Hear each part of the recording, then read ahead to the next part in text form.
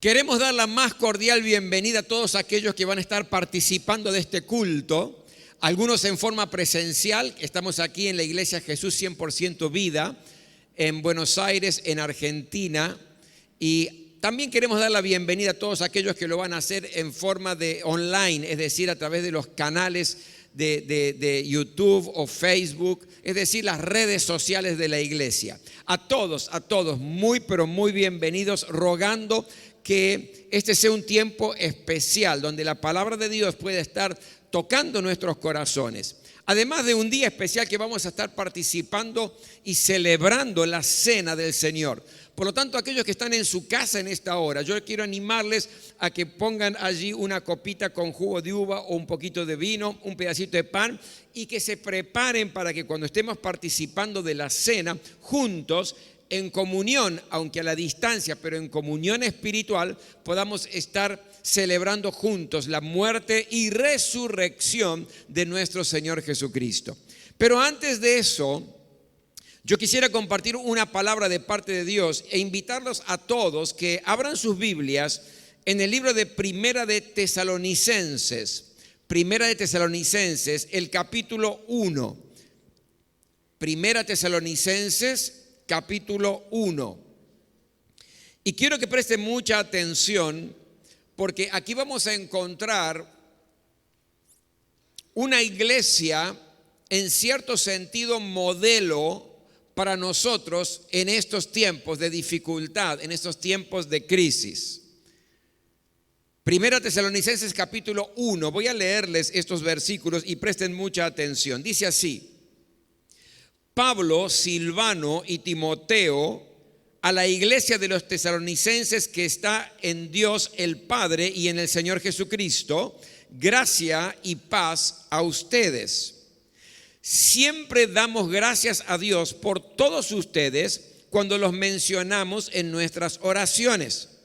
Los recordamos constantemente delante de nuestro Dios y Padre a causa de la obra realizada por su fe, el trabajo motivado por su amor y la constancia sostenida por su esperanza en nuestro Señor Jesucristo. Hermanos amados de Dios, sabemos que Él los ha escogido porque nuestro evangelio les llegó no solo con palabras, sino también con poder, es decir, con el Espíritu Santo y con profunda convicción. Como bien saben, estuvimos entre ustedes buscando su bien. Ustedes se hicieron imitadores nuestros y del Señor cuando, a pesar de mucho sufrimiento, recibieron el mensaje con la alegría que infunde el Espíritu Santo. De esta manera, se constituyeron en ejemplo para todos los creyentes de Macedonia y de Acaya. Partiendo de ustedes, el mensaje del Señor se ha proclamado no solo en Macedonia y en Acaya, sino en todo lugar. A tal punto se ha divulgado su fe en Dios que ya no es necesario que nosotros digamos nada. Ellos mismos cuentan de lo bien que ustedes nos recibieron y de cómo se convirtieron a Dios dejando los ídolos para servir al Dios vivo y verdadero y esperar del cielo a Jesús, su Hijo, a quien resucitó, que nos libra del castigo venidero. Hasta aquí la lectura de la palabra de Dios. Gracias, Señor, por este tiempo. Gracias, Señor, por tu sacrificio en la cruz del Calvario que nos trae vida. Gracias, Señor, por tu palabra. Que tu palabra nos corrija, nos oriente, nos confronte a nuestra realidad, que nos enseñe a vivir, Señor, conforme a tu propósito para con cada uno de nosotros. Yo te ruego en esta hora, Señor, el poder de tu Espíritu Santo obrando en cada vida. Los que están aquí, los que están en sus casas, que todos podamos sentir esa poderosa unción de tu Espíritu, revelando en esta hora, Señor, e iluminando en este tiempo tu palabra en cada corazón. Te quiero dar la gloria y la honra en el nombre de Jesús. Amén. Para que podamos entender bien el primer capítulo de Primera Tesalonicenses, una carta enviada del apóstol Pablo a la iglesia de Tesalónica, permítame ponerlos un poco en contexto. Los cristianos de Tesalónica estaban pasando por una gran tribulación, un gran problema, un gran sufrimiento por causa de Cristo. Había situaciones realmente alarmantes, estaban sufriendo una terrible persecución, el desprecio de los suyos, es decir, del pueblo judío. Muchos de ellos, por convertirse al cristianismo, por aceptar a Jesús como el Kyrios, es decir, como el Señor de su vida, eran echados de sus casas. ¿Qué significa esto? Que los familiares los expulsaban de casa, lo que implicaba que no tenían techo para dormir, no tenían alimento porque no había almuerzo, no había cena, estaban fuera de sus casas. Pero también muchos de ellos eran echados de sus propios trabajos. Los patrones no querían saber nada de tener personas que se habían convertido y que declaraban que Jesús es el Señor de sus vidas. Ahora, echados del trabajo, problemas económicos, problemas sociales, no tenían dónde dormir, no tenían dónde comer, no tenían dinero para comprar. Es decir, la situación era grave. Las presiones familiares y las presiones sociales eran tremendas para los cristianos de Tesalónica, para la iglesia de Tesalónica.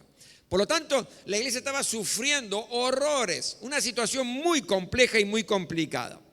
En medio de tanta crisis, lo que resplandece siempre es el evangelio. ¿Cuántos dicen amén a eso?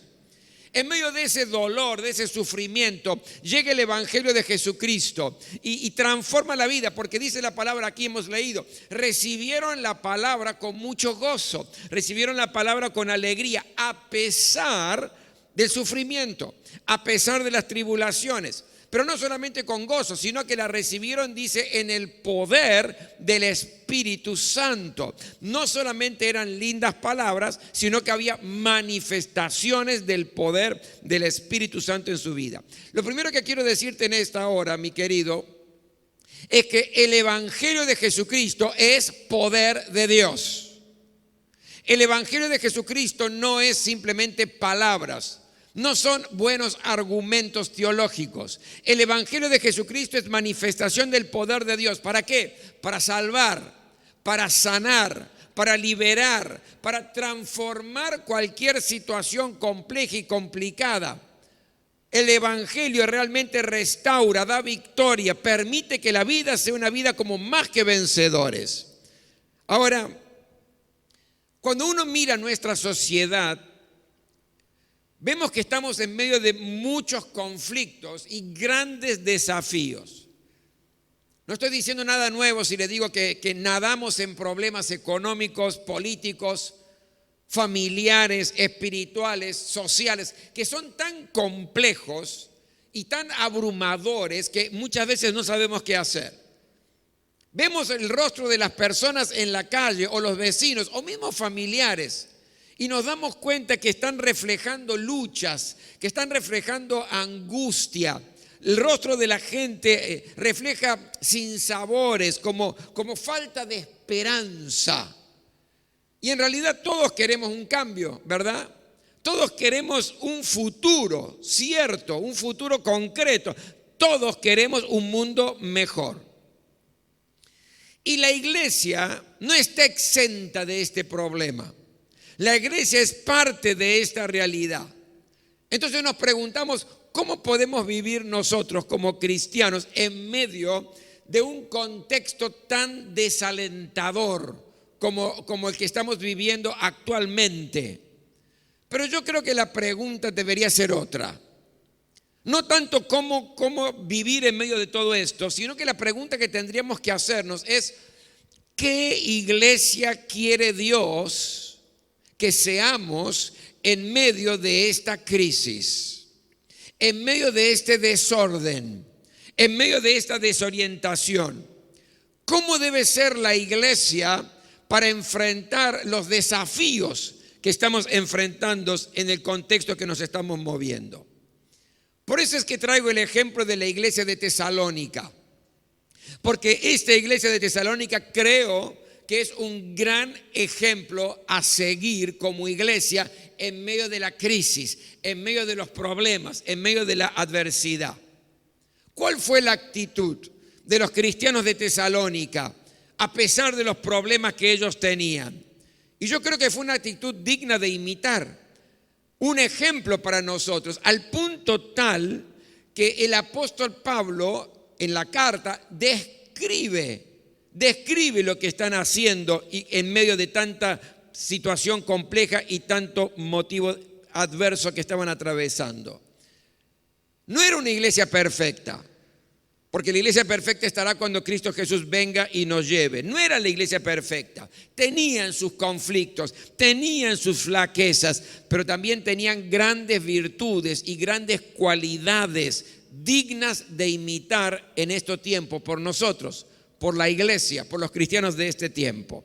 Por eso yo quiero analizar rápidamente y brevemente algunas características que este capítulo nos revela de una iglesia modelo para estos tiempos.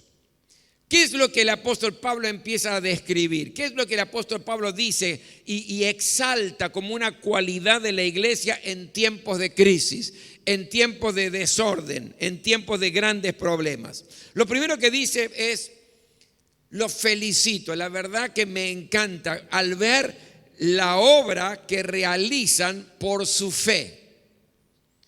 ¿Qué significa esto? Que la fe de los cristianos de Tesalónica no era una fe teórica, no era una fe doctrinalmente correcta, no era una fe teológicamente aceptada. Era una fe práctica, una fe concreta, una fe que producía obras, que se manifestaba por las obras, que se autenticaba esa fe a través de las obras. Es decir, la fe cobraba valor justamente por las obras. Aquí podemos tener algún tipo de inconveniente que yo quiero explicar en el día de hoy. Porque algunos leen por allí a Santiago y Santiago dice: porque la fe sin obras es muerta. Entonces, ¿cómo es esto, pastor? ¿Qué es lo más importante, la fe o las obras? Y para evitar todo tipo de confusión, déjeme explicarle la relación que hay entre fe y obras, porque son muy importantes tenerla en cuenta. En Efesios capítulo 2, del versículo 8 hasta el versículo 10, el apóstol Pablo nos hace una declaración muy concreta y una enseñanza muy concreta con respecto a esto. Mira lo que dice: porque por gracia ustedes han sido salvados mediante la fe. Lo primero que aprendo aquí es que la salvación es por fe. ¿Cuántos dicen amén a eso? Fe en Jesucristo, que murió en la cruz del Calvario, y todo aquel que cree en él entonces es salvo. Aquí no hay obra, no hay sacrificio nuestro, es todo de Dios, porque luego dice: esto no procede de ustedes, sino que es el regalo de Dios. Escuche bien: no por obras, para que nadie se jacte, para que nadie se gloríe, dice otra versión. Es decir, yo no soy salvo por hacer buenas obras. Yo no soy salvo porque ayudo al necesitado. Yo no soy salvo porque le doy un pedazo de pan al hambriento. Yo no soy salvo porque cuando veo necesidad estoy supliéndolo. No soy salvo por eso. ¿Para qué? Para que nadie se jacte.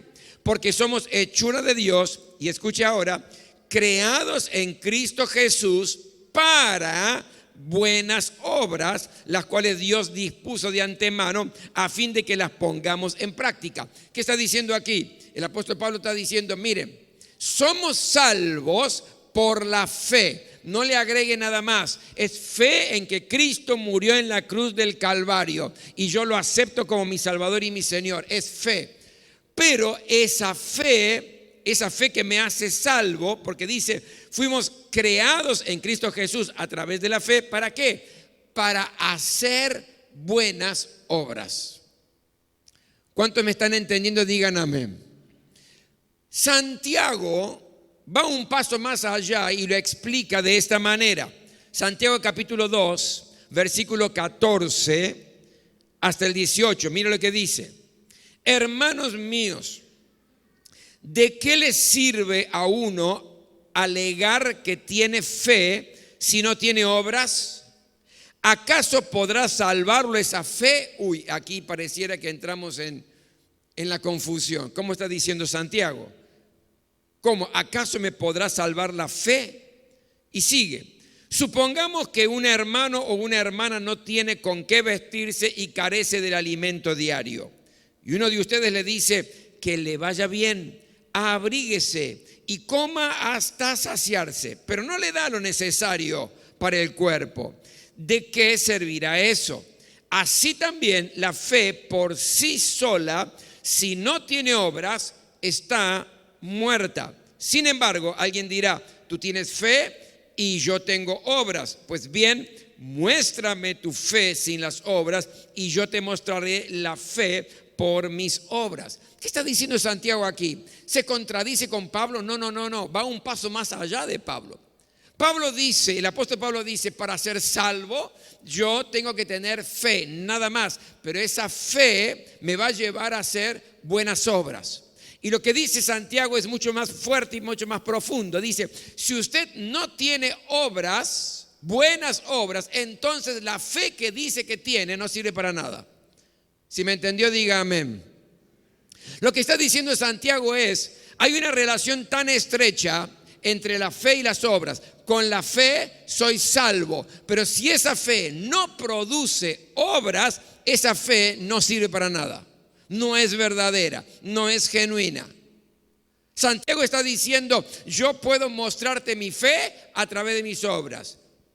¿Por qué? Porque las obras son producto y fruto de mi fe. Entonces, ¿qué significa esto? Una fe verdadera se comprueba a través de las obras. Por lo tanto, ¿qué está diciendo el apóstol Pablo aquí? En el libro de Tesalonicenses, dice, la verdad, yo los admiro y me encanta. ¿Por qué? Porque veo la obra que están realizando, las buenas obras que están realizando por su fe.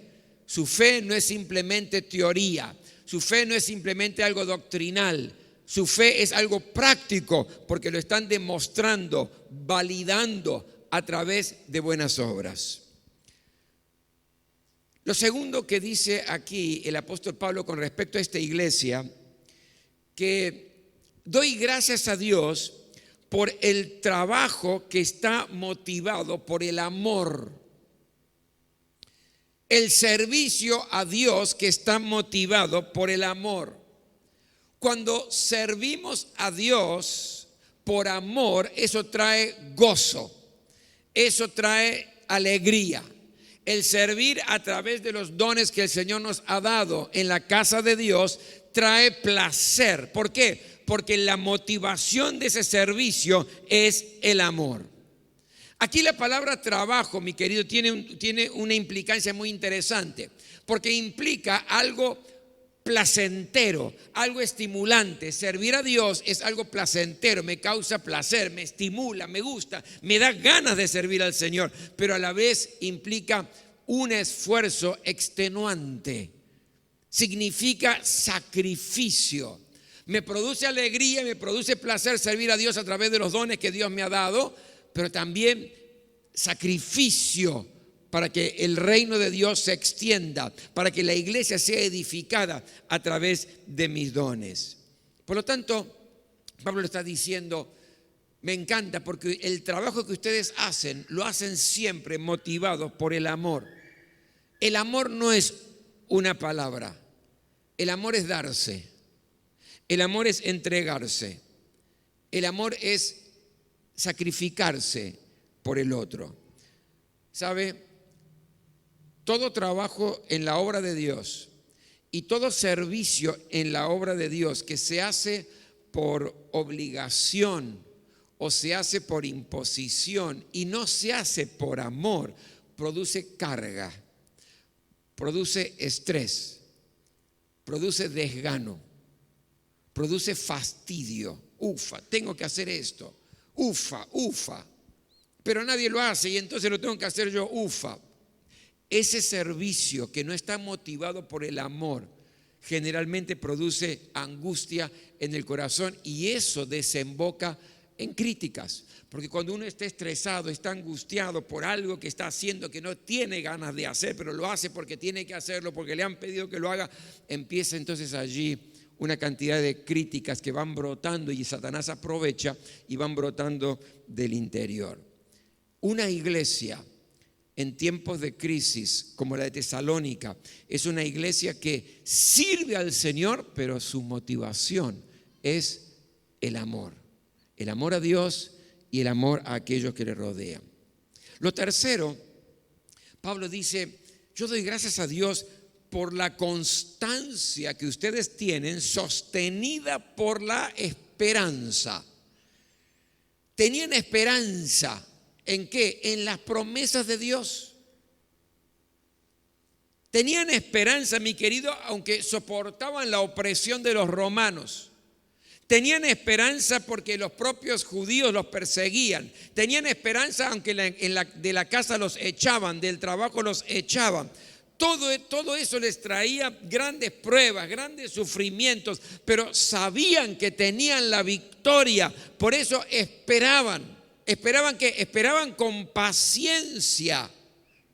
Por eso el apóstol Pablo dice, me encanta porque ustedes son constantes. ¿Y por qué son constantes? ¿Por qué son pacientes? Porque tienen esperanza.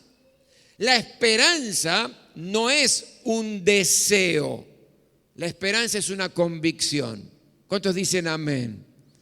La esperanza es una convicción. ¿En qué esperaban? Esperaban en las promesas de Dios. Dios había prometido la victoria sobre sus vidas y estaban pasándolas mal, bajo tremendas presiones, circunstancias adversas, complicadas, tristes, gran sufrimiento, pero ellos eran constantes en la esperanza. Sabían que tarde o temprano la promesa de Dios se cumplía en sus vidas. Hay problemas en el trabajo, nunca mates la esperanza. No he visto justo desamparado ni que su descendencia mendigue pan, dice la palabra de Dios. Hay un sentimiento de derrota, de fracaso, como que te fue mal. Mi querido, nunca mates la esperanza. Somos más que vencedores por medio de aquel que nos amó frente a cualquier circunstancia y situación dura y difícil que la vida nos presenta. Hay problemas de carga sobre tus hombros, problemas graves que estás atravesando, ansiedades. Mi querido, nunca mates la esperanza. Echa sobre el Señor tu carga y Él te sustentará. Nunca dejará caído para siempre al justo. Por lo tanto, hay promesa de parte de Dios. Y cuando uno se mueve en medio de una situación crítica, en una sociedad que se está despedazando, del cual estamos inmersos, mi querido, usted nunca pierda la esperanza. Sea constante en la esperanza, porque la esperanza es convicción en su vida. En cuarto lugar, lo que yo encuentro aquí que Pablo describe como una iglesia modelo en medio de tanta crisis, dice, ustedes fueron ejemplo para otros cristianos. ¿Ejemplo de qué? Eran ejemplo de predicar con denuedo el mensaje del evangelio. Dice, lo que hemos leído, no hace falta que nosotros prediquemos nada. No hace falta que digamos nada. Ustedes llenaron todo con el evangelio. En Macedonia, Acaya y en todo lugar. No tenemos nosotros por qué predicar. Y uno diría, pero ¿cómo? Esta gente que estaba sufriendo, esta gente que estaba siendo perseguida, esta gente que la habían echado de la casa, ¿tiene ganas de predicar el evangelio todavía? No tiene tantos problemas encima que dice, bueno, que el Señor espere, ahora que cómo soluciono mis cosas. Pero Pablo dice, ustedes son ejemplo. Y cuando uno ve la iglesia de los primeros tiempos, o iglesia primitiva que se la suele llamar, o la iglesia de los primeros tiempos, se da cuenta que eran perseguidos, pero ellos continuaban predicando el evangelio de Jesucristo. Los perseguían de una ciudad, se escapaban de esa ciudad para que no los mataran, y llegaban a un pueblo, llegaban a otra ciudad, y en lugar de ser prudentes, entre comillas, y quedarse calladitos, de esperar que pase el furor de la persecución, y después sí dar algún tipo de testimonio, nos dice la palabra de Dios que llegaban a un pueblo, llegaban a una ciudad y lo primero que hacían era seguir predicando el evangelio, seguir hablando de Jesucristo. Y uno le diría, pero qué bárbaro, qué tremendo esto. Están siendo perseguidos por causa del evangelio de Jesucristo. Los quieren matar por causa del evangelio de Jesucristo. Lograron escaparse apenas de la ciudad y del pueblo. Quédense callados, no hablen. Pero no. Había un fuego interior, había un gozo del Espíritu de Dios que los impulsaba a seguir predicando con denuedo. La iglesia de Tesalónica es otro ejemplo. Sufrieron como nadie y seguían predicando el Evangelio. Yo recuerdo el año 1994 tuve la bendición de ir a Armenia en medio de un gran avivamiento espiritual que había allí. Y yo vi esto. Los cristianos de Armenia no tenían agua, no tenían nada. Para que usted se dé cuenta, un profesor de universidad ganaba $4. No había autos en las calles porque no había nafta y no había dinero para el auto. La gente sacaba a la puerta de casa una mesa y había tenedores, vasos, algún recuerdo para venderlos y poder tener algo. Prácticamente no estaban quedando árboles porque talaban los árboles para calentarse. La miseria era total, las fábricas estaban paralizadas. Hacía poquito tiempo se habían liberado de la Unión Soviética y eso trajo una gran crisis política, social, económica. Pero en medio de todo eso, de esa situación tan triste y tan degradante para el ser humano, estaba la iglesia que crecía de a cientos y de a miles. ¿Pero por qué? Porque los cristianos no paraban de hablar de Jesucristo. Y usted se paraba allí en una plaza con un megáfono sin que hubiera nadie y empezaba a predicar la palabra y en 10 minutos había más de 1000 personas allí entregando su vida a Jesucristo. Y podría estar contándole cantidad de situaciones que me tocó vivir, pero a mí lo que me llamaba la atención, que eran un ejemplo de predicar con denuedo el evangelio de Jesús en medio de la crisis. Y yo creo que Dios nos desafía a eso. ¿Qué es lo mejor que podemos hacer como iglesia cuando vemos los vecinos, las familias que están desmoronándose en medio de la situación tan caótica que estamos viviendo? Hable de Jesucristo, hable del Señor, hable del Evangelio que es poder para transformar. Debemos predicar a tiempo, dice la palabra, y fuera de tiempo. ¿Qué significa esto? En todo momento y en toda circunstancia. Este es el desafío para la iglesia en estos tiempos, como lo hizo la iglesia de Tesalónica. Eran ejemplo no solamente de predicar con denuedo la palabra, de fortaleza en Jesucristo, a pesar de los grandes problemas. No hablaban teniendo lástima de sí mismos. No se victimizaban. No presentaban un catálogo de quejas. Uy, todo está mal. No era puro lamento sus dichos. Porque vio cuando la situación está complicada, uno se lamenta, protesta, se queja, todo sale negativo de los labios. Ellos no hacían esto. ¿Ellos qué hacían? Ellos mantenían firme su fortaleza en el Señor Jesucristo y seguían anunciando el Evangelio. Pero voy más allá todavía. Eran ejemplo en ayudar a los necesitados. Pero pastor, ¿cómo ayudar si ellos necesitaban ayuda? Si a ellos los habían echado. Si ellos no tenían dónde dormir, si ellos no tenían dónde comer, ¿cómo es que ellos en ese contexto ayudaban? Lo dice la Biblia. 2 Corintios capítulo 8, escuche bien esto, versículo 1 en adelante. Dice así, mire, habla el apóstol Pablo y dice: ahora, hermanos, queremos que se enteren de la gracia que Dios les ha dado a las iglesias de Macedonia. Tesalónica era una iglesia de Macedonia. En medio de las pruebas más difíciles, su desbordante alegría y su extrema pobreza abundan en rica generosidad. ¿Usted escuchó eso? Mire lo que dice aquí.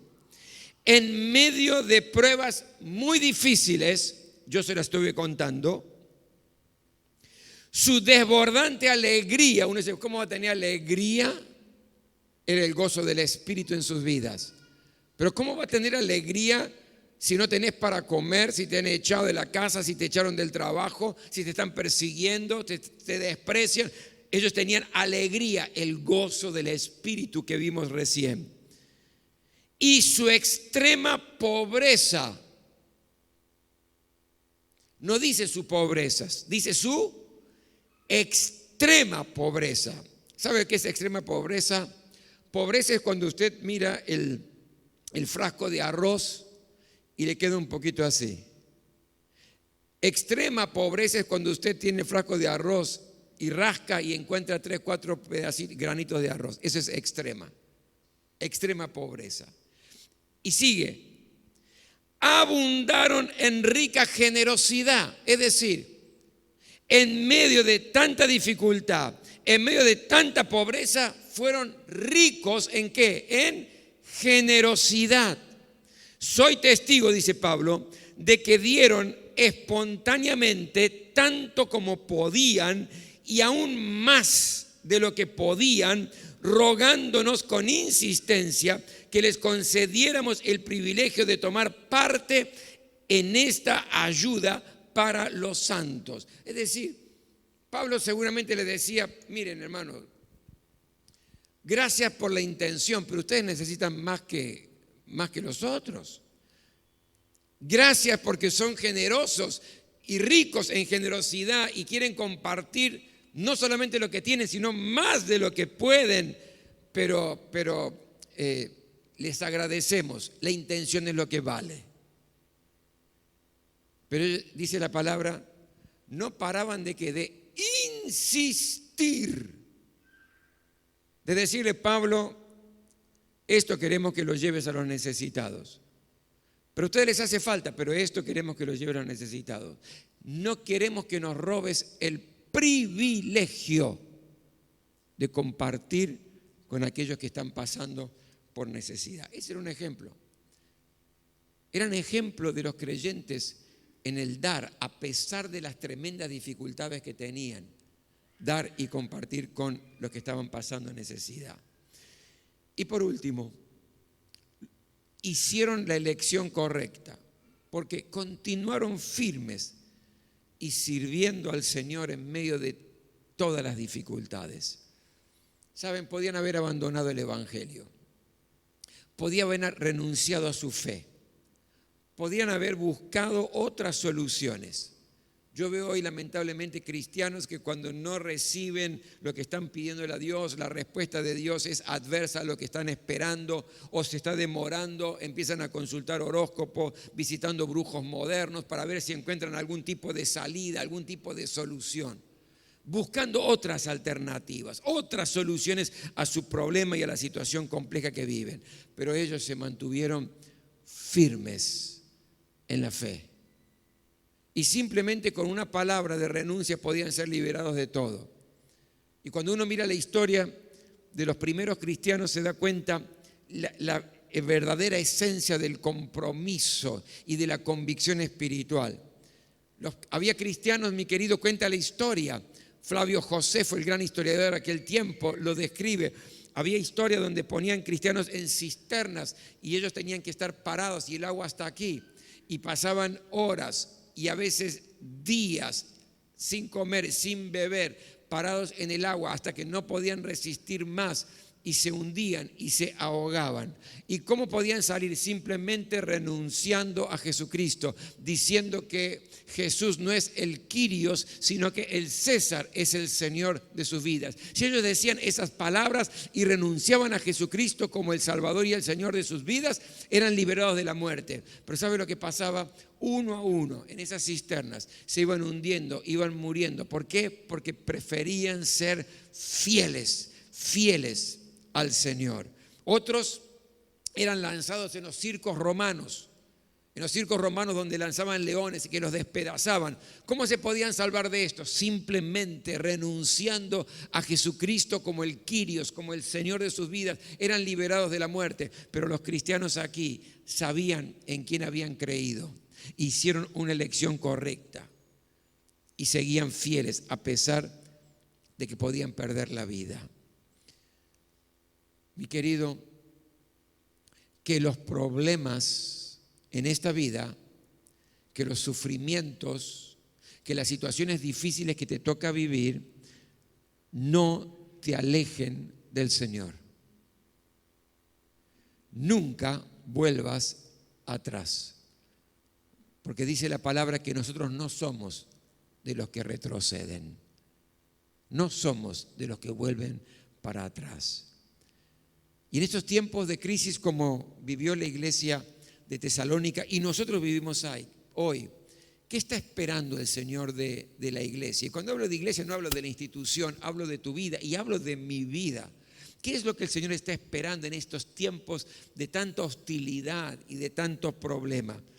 Que nuestra fe produzca obras, buenas obras, que no sea una fe teórica, que no fue una fe doctrinal, que sea una fe que produzca obras, que nuestro amor sea la motivación del trabajo y de nuestro servicio al Señor. Cuando servís al Señor en cualquier área de la vida de la iglesia, cuando servís al Señor en el reino de Dios, que nunca sea por obligación, sino que lo que Dios está esperando, que sea producto del amor.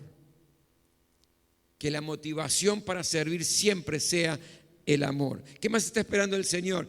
Que tengamos esperanza y seamos constantes en nuestra esperanza en lo que Dios ha prometido. Y Dios ha prometido la victoria para sus hijos. Y que seamos ejemplo a otros cristianos.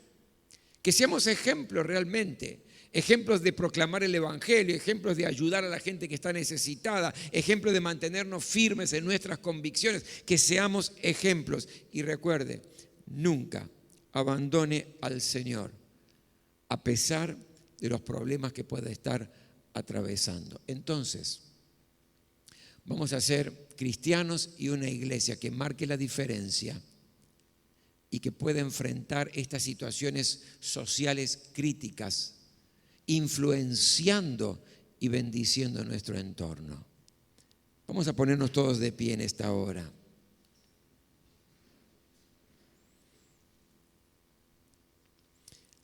Yo quiero que cierre sus ojos en este tiempo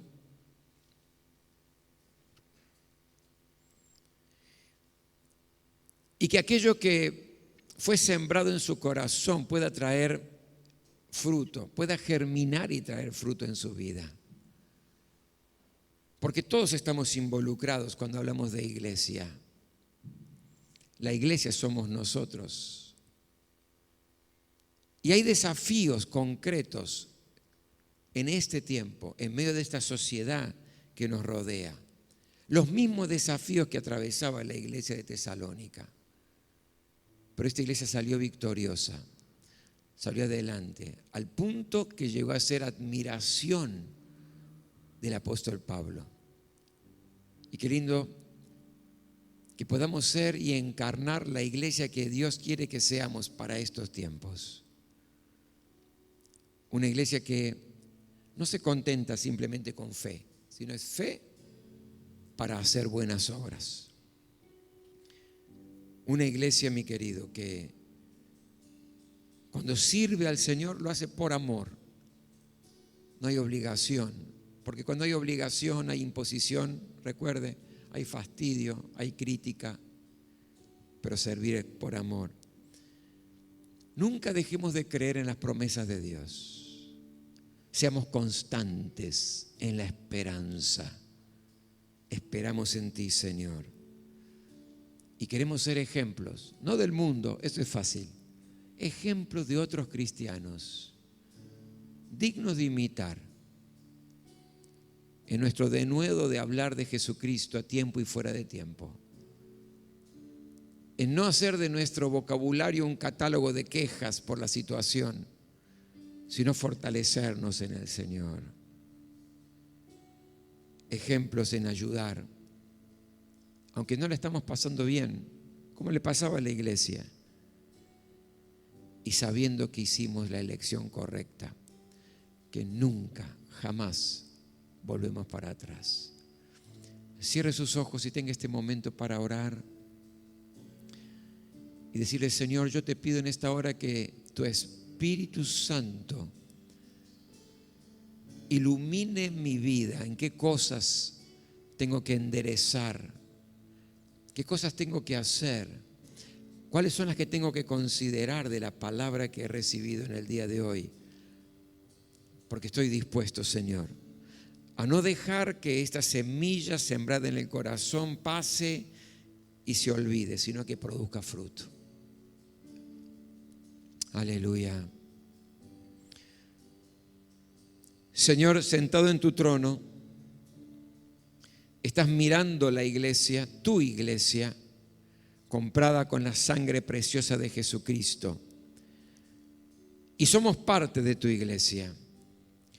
En esta hora yo te ruego en el nombre de Jesús que nos des la sabiduría, Señor, para interpretar tu palabra sembrada hoy y que podamos ponerla por práctica constantemente.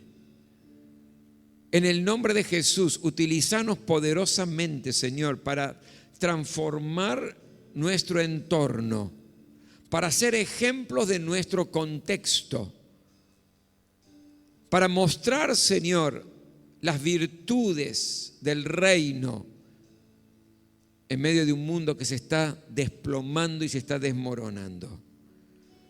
Señor, levanta una iglesia poderosa en ti. Levanta una iglesia en esta hora, cada una de nuestras vidas. Aquellos que tenemos la disposición de ser instrumentos en tus manos, aquellos que anhelamos ser instrumento en tus manos, que podamos levantarnos, Señor, tomados de tu mano, y que tu Espíritu Santo inunde nuestro corazón de una manera sobrenatural, poderosa, haciendo que sean ríos de agua viva que brotan y saltan para vida eterna en nuestro interior. Corrientes de ríos, Señor, en el nombre de Jesús. Que nada ni nadie pueda frenar a tu iglesia, que está decidida a marchar, que está decidida a avanzar al son de tu tambor.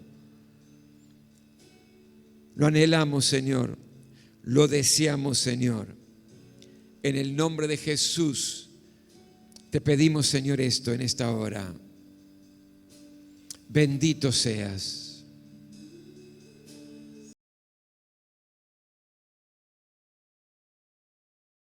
Yo recibí del Señor lo mismo que les transmití a ustedes, que el Señor Jesús, la noche en que fue traicionado, tomó pan y después de dar gracias lo partió y dijo: este pan es mi cuerpo que por ustedes entrego. Hagan esto en memoria de mí. De la misma manera, después de cenar, tomó la copa y dijo: esta copa es el nuevo pacto en mi sangre. Hagan esto cada vez que beban de ella en memoria de mí. La iglesia tiene sentido gracias a este momento. El hecho de que estemos reunidos aquí, que sembremos palabra de Dios en nuestras vidas, que podamos cantarle y adorarlo, tiene sentido solamente porque Jesucristo murió en la cruz del Calvario, derramó su sangre para que todos aquellos que creemos en Él podamos ser salvos y Él ser el Salvador y Señor de nuestra vida. Pero luego también al tercer día resucitó de entre los muertos. Sin su resurrección, todo lo demás sería en vano. Pero nosotros creemos en la muerte y resurrección de nuestro Señor Jesucristo. Y estaba reunido con sus discípulos en la última cena y Jesús tomó pan para explicarles lo que iba a acontecer. Tomó pan: esto es mi cuerpo que por ustedes entrego, allí en la cruz. Cuerpo que iba a sufrir latigazos, heridas, pero por cada herida y por cada llaga, bendición iba a fluir para nuestras vidas, porque por sus llagas hemos sido curados, dice la palabra. Él llevó nuestras enfermedades en la cruz, pagó el castigo de nuestra paz. Él pagó un castigo por nuestras rebeldías y nuestras rebeliones. Porque sabe, muchas veces naturalmente somos rebeldes. Naturalmente somos rebeldes. Pero Él pagó un precio para que tengamos ese corazón dócil, obediente, para dar gloria y honra a su nombre. Hay sanidad, hay paz, hay un corazón conforme a la voluntad de Dios. Vamos a dar gracias al Señor por el pan que representa su cuerpo. Papá, te damos gracias en esta noche, gracias por el privilegio que podemos tener de compartir este tiempo. Te damos gracias, Dios, porque hoy podemos experimentar que el Dios alto, el Dios que es perfecto, el Dios santo, 3 veces santo, dejó su trono, se hizo carne por nosotros y abrió un camino.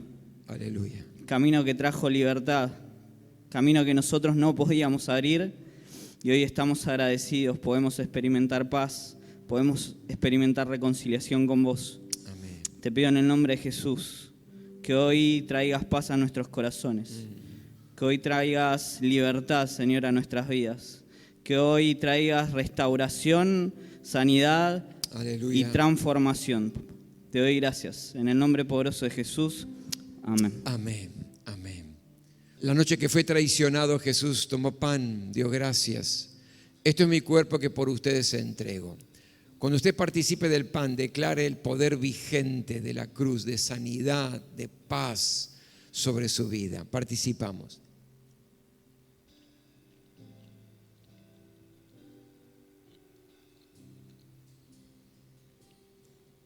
Obra el milagro en esta hora, Señor, en todos aquellos que creen en tu poder, que creen en tu cruz, que creen en tu sacrificio. Obra el milagro sanando, Señor, al enfermo, inundando de paz los corazones atribulados, quitando toda rebeldía y toda rebelión para dar corazones dóciles en tu presencia. Obra, Señor, en cada vida. Aleluya. Después de cenar, Jesús tomó la copa que representa su sangre derramada en la cruz del Calvario, que nos perdona, que nos limpia, que quita toda culpa de nuestra conciencia, para que podamos servir al Dios vivo, dice Hebreos 9:14. Por lo tanto, cuando usted participe en esta hora, dígale: Señor, yo arreglo cuentas contigo, y si hay algo en su hablar, en su actitud, en su accionar, en sus decisiones que va en contra de la voluntad de Dios, dígale: Señor, perdón, me arrepiento. Y el manto de Dios, el manto de perdón, cae sobre nuestras vidas. Vamos a dar gracias al Señor por su sangre derramada en la cruz del Calvario. Padre, gracias te damos por la bendita sangre de Jesús. Aleluya. No solamente sangre que nos limpia de todo pecado, de obras muertas, sino también es una sangre que nos protege porque el maligno no nos puede tocar. Amén. Bendita sea esa sangre que derramada, que solamente por amor y amor hacia nuestras vidas, Señor. Te damos las gracias por todo en el nombre de Cristo Jesús. Amén. Amén. Amén. Tomó la copa después de cenar. Esta es mi sangre del nuevo pacto. Hagan esto en memoria de mí. Participamos.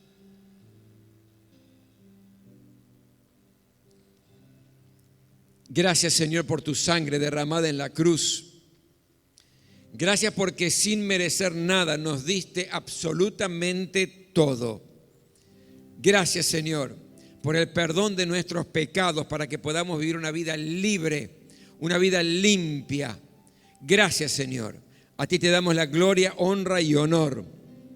Porque cada vez que comen este pan y beben de esta copa, proclaman la muerte del Señor hasta que Él venga.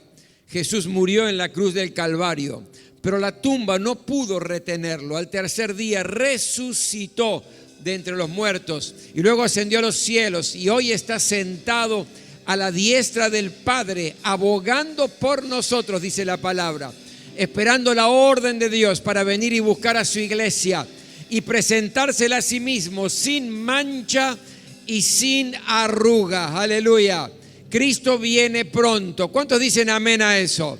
Y cuando Él venga nos vamos con Él. Aleluya. Este es el tiempo donde queremos exaltar y Queremos adorar al Señor con nuestros recursos, con nuestros diezmos y nuestras ofrendas. Y vamos a traer nuestros diezmos con honestidad y nuestra ofrenda con generosidad, como dice la palabra de Dios. Y lo hacemos porque amamos a Dios. Y lo amamos porque Él nos amó primero y su amor fue tan grande que dio, que entregó a Jesús y juntamente con Él todas las cosas, dice la palabra. Por lo tanto, aquello que preparó usted en su corazón, téngalo en su mano.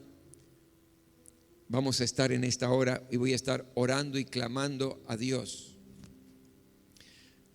por su finanza. Señor, en el nombre de Jesús, yo te pido en esta hora que recibas esta ofrenda, estos diezmos, Señor, como adoración a tu nombre, para que muchos puedan conocer que en Jesús hay vida y vida en abundancia.